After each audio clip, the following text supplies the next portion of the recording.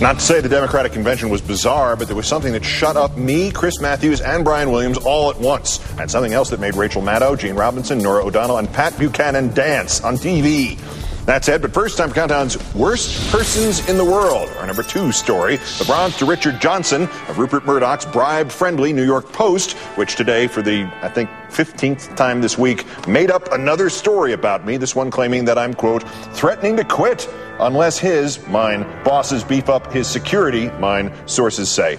Let me explain this. I am damaging Rupert Murdoch's television network and his politicians. Thus, Rupert Murdoch is trying to damage me. They make this stuff up.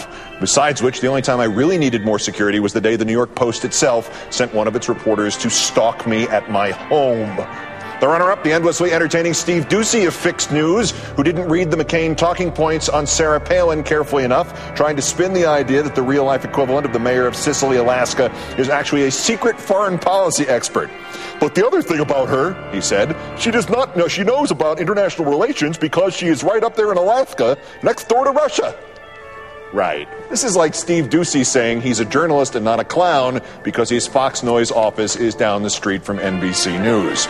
But our winner, Senator John McCain. In the last 20 days, suicide bombers have killed at least 78 people in Iraq, wounded countless others. Yet the senator told Time magazine in an extraordinary and frightening interview that as to Iraq, quote, it's a peaceful and stable country now. The reporters asked the natural follow-up. It is, but you wouldn't say you've achieved victory now? Yes, he answered, I would say that the surge is succeeding and we are winning. So an average of 4 people a day dead in suicide bombings means a country is peaceful and stable. But a peaceful and stable country does not mean victory has been achieved and we can get our men and women out of there. One way or the other, you are witnessing a man suffering from at least one actual delusion, to say nothing of an utter disrespect for the meaning of the loss of life. It is not funny, it is shameful. John McCain, today's worst person in the world.